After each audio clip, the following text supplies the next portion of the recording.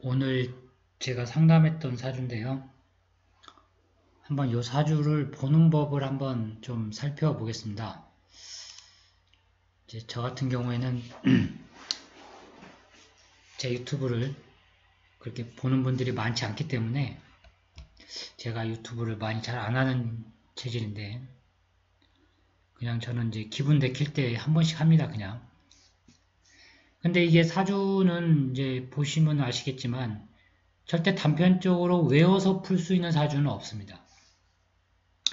단편적으로 외운다라는 게 뭐냐면은 제일 많이 쓰는 게 격국이죠. 그러니까 이제 이런 사주 같은 경우는 4월이니까 4월에 이걸 또 다른 철학원에서 정관격이라고 그랬다고 하더라고요. 어쨌거나 정관격이든 뭐든. 근데 천간에 투출이 안 되었는데 이런 게 다 의미가 없어요, 솔직히. 근데 정관격이라고 계속 얘기를 하니까 제가 이제 사주를 풀어주는 입장에서 좀 답답하긴 한데 정관격이든 아니든 그게 중요한 게 아니고 이 4월의 계절의 특징을 알아야 됩니다. 제가 누누이 강조했지만 우리 수강생분들한테 월령이 제가 임금이라고 그랬어요. 임금. 사주는 솔직히 보면 이 계절의 일간에 의해서 사주 그릇이 거의 99% 정해져 버립니다. 그릇이 정해진다는 것은 인생의 향방, 방향이 정해져 버리는 거예요. 그래서 이 월이 그렇게 중요한 겁니다. 월. 이게 정관격이 중요한 게 아니고 4월이니까 입하잖아요. 입하하고 소만이 있단 말입니다. 계절이. 그러면 이때 투출된 금은 제가 뭐라고 그랬냐면 열매라고 그랬죠. 열매. 꽃 피는 계절에 지금 만난 거예요. 지금 4월이니까 꽃이 피는 계절 아닙니까? 그래서 열매가 금의 장생지도 되지만 우리가 사유축 삼합의 이게 시작점이거든요. 계절을 잘 만난 거예요. 이 금이. 이런 비겁, 비경겁 이런 게 중요한 게 아니거든요. 이걸로 통변하게 되면 이제 난관에 부딪힙니다. 비경겁이 많으니까 쟁투, 쟁합 이런 문제가 발생을 하겠죠. 또는 이제 돈에 관련된 그런 이 재성에 대한 겁탈의 문제. 운에서 안 오면 이거 상관없습니다.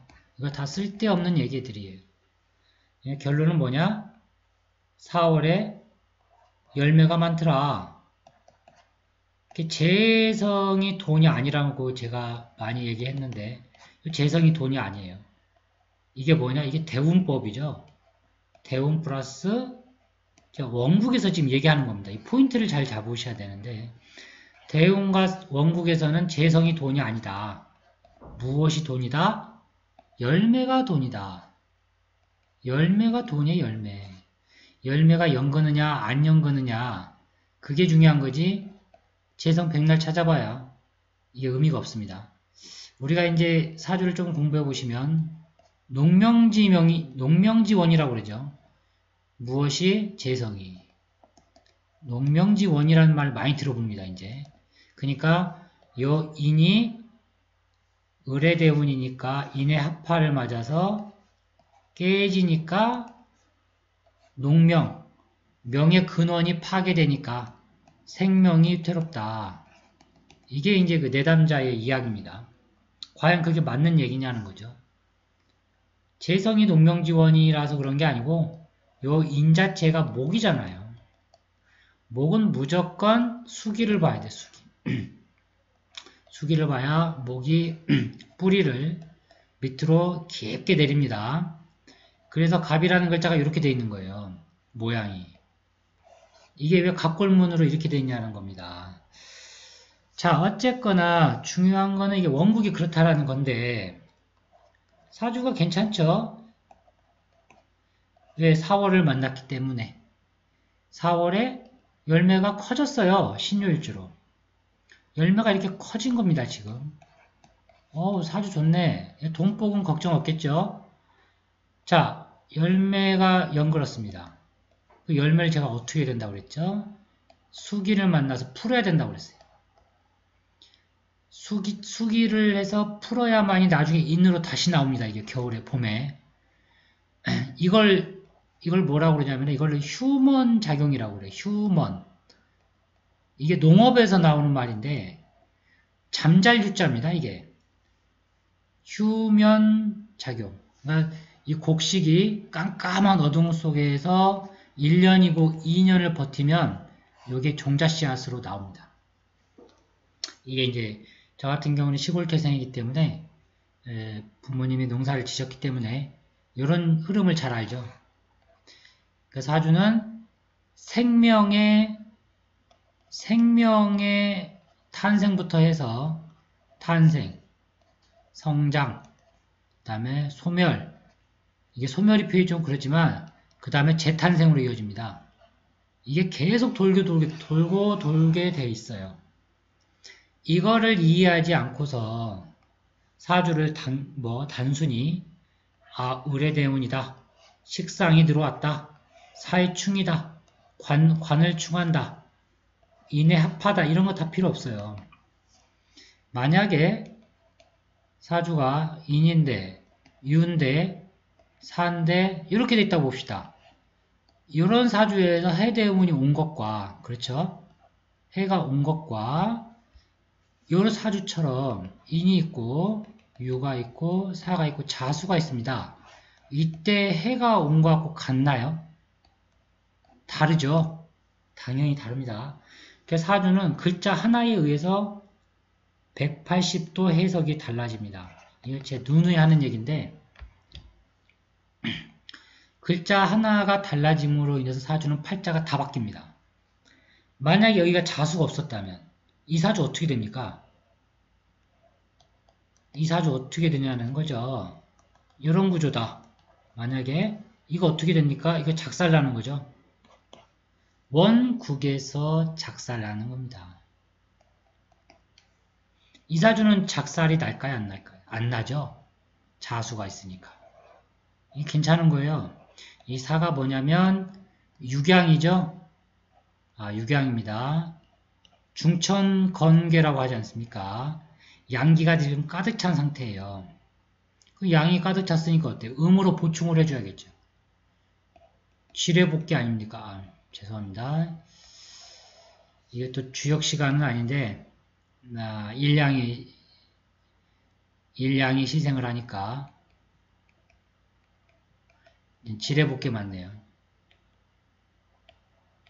지뢰복, 되돌아갈 복제 아닙니까? 그러니까 이 음으로 보충을 해주는 겁니다. 예. 일양으로. 그러니까 쉽게 얘기하면은 여기에 이 자수와 사와 이 수기가 있어야 된다는 얘기입니다. 이렇게 시종자가 만들어졌을 경우에는 유금이 이제 단단한 열매가 된 거잖아요. 됐으면 수기를 봐야 돼요. 여기 수기가 들어오잖아요, 계속. 수기가 들어오고 인묘진, 목이 살아나잖아요. 수기가 돌고 목이 살아나니까 이게 다칠 일이 없겠죠. 안 그렇습니까? 그리고 사주 자체가 모양이 괜찮은 사주예요. 금이 많으니까 어떻죠? 멋쟁이. 멋쟁이 사주다는 얘기입니다. 왜요? 보석이 빛나니까. 사화가 있어서 지금 빛나거든요. 그러니까 어디 가도 이렇게 항상 빛나는 존재로 살고 싶겠죠. 이런 분들. 이런 심리를 좀 알아야 된다는 얘기입니다. 사화 유금도 있고 유금이 자수에 풀어지는 거고 연애에서 풀어지니까 괜찮죠. 일찍부터 초년부터 발복한다. 이게 사주의 핵심입니다. 자식복이 없다. 천만의 말씀 인실을 가지고 있어야지고 자식복이 좋습니다. 이런 사주들은 부동산으로도 성공할 수가 있죠. 그리고 투자, 재테크. 왜 그러냐면은 왜 재테크가 나오냐면 재성이 있어서 그런 게 아닙니다. 절대. 재성이 문제가 아니고 바로 이 자수 때문에 그래요. 이 자수. 자수가 일양으로 폭발하는 거예요. 이게. 폭발하는 겁니다. 폭발. 무엇이 폭발? 유금 열매가. 유금이 뭔데요? 이게 돈이거든요. 이렇게 보면은 이제 동복이 많은 거를 알게 됩니다. 사주는 어쨌거나 자연의 형상이다. 생장염장이라고 하는 이러한 생장염장의 자연순환을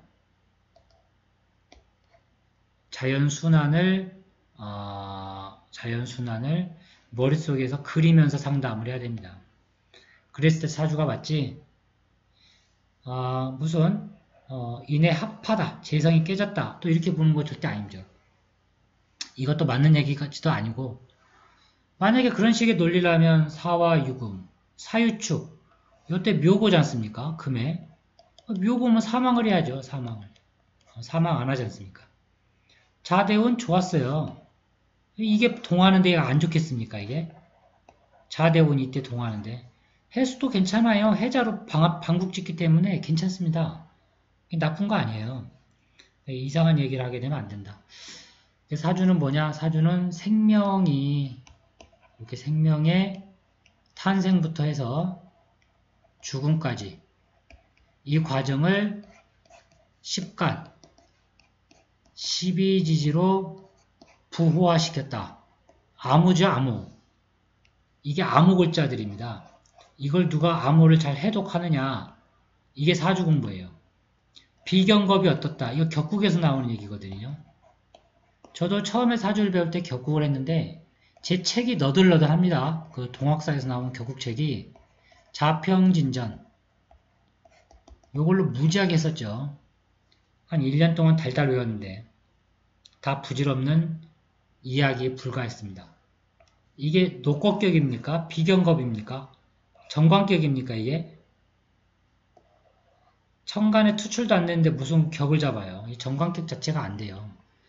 정관격이라서 그런 게 아니고 4월에 신금으로 났기 때문에 이 관의 영향을 지대하게 받는 겁니다. 좋은 거예요. 월이 결정짓는다. 이제 보시면 아실 거예요. 이 월 자체가 그 사람의 99% 다 결정짓습니다. 물론 이제 주변 결자에 당연히 이런 것도 참조를 해야죠. 이 성향이 월령에서 결정되는 겁니다. 성향. 근본, 그릇. 다음에 또 인연이 되면 좋은 사주로 뵙겠습니다. 고맙습니다.